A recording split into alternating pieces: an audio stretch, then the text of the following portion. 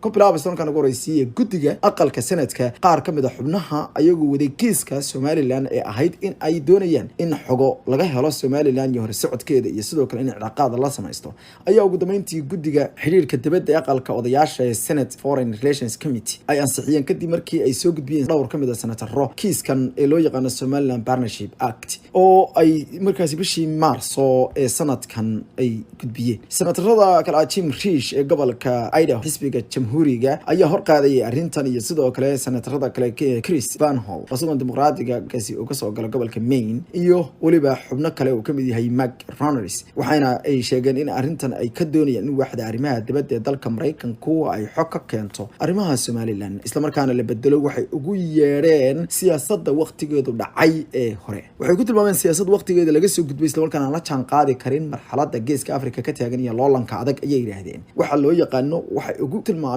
siyaasadda kalilaha ah ama soolanaha ay Soomaaliya lagu dhaqmo single Somalia policy waxay sheegeen in ay shaqadaasi tahay mid kala dhiban isla markaana la jaan qaadi karin afkaaraha rasmiga ah ee ka jira waxayna sheegeen in dhaqdhaqaaq iyo muhiimadda ay leedahay badda cas iyo duleedka gacanka cadmeed uu yahay mid si gaar ah u khuseeyo doona arrimahaasi waxayna intaas ku dareen in waaxda arrimaha dibadda laga doonayo inay bilaha soo socda ay war ka keento arrintaasi dhanka kalena waxay sheegeen arrintan aqalka Congress-ka loo sii gudbi doono hase yeeshee arrintan ayaa waxay ka hor imaanaysaa siyaasadda aqalka cad oo ay hore u jideeyeen ayagu inay ku dhaqmi doonaan single Somalia policy balse arrintaas iyadoo jirtay lafteed ayaa taliyaha ciidanka Mareykanka u qaabilsan saldhigga Afrika ee Africom waxa uu dhawaan tagay magaalada Hargeysa ee xarunta Somaliland halkaas oo kula kulmay madaxweyne Muuse Biixi Cabdi iyo xubno kale ka wada hadleen qadiyada ku aadan sida loo wada shaqeeyo kala dhinacyada war qoraal ay soo saartay waaxdu ayay markii dambe ku sheegtay in ay u tagtay xubin ka tirsan dawladda federaalka oo ay ku tilmaameen Somaliland iyo sidoo kale in ay arrimahaas iyo kulamadu ay haayeen waxay ku sheegeen kuwa iska caadile ah oo mar walba protein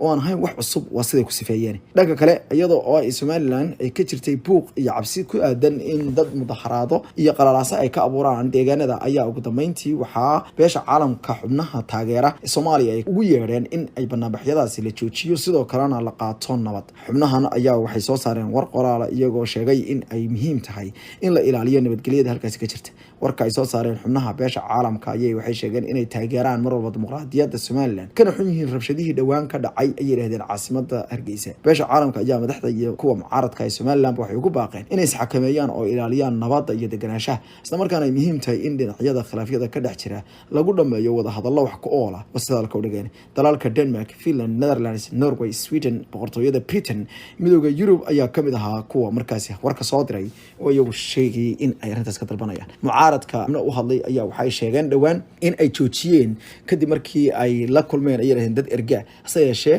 booliiska Somaliland iyo wasaaradda arrimaha gudaha ayaa mamnuucay isku soo baxayo noocaas iyadoo la sheegay in magaalooyinka Burco iyo Hargeysa oo laga baqayay inay mudaharaadadu ka dhacaan amaankooda si weyn loo adkeeyay isla markaana booliisku ay wacad ku mareen in ciddii isku dayda inay isku soo baxaan ay gacan bira kaga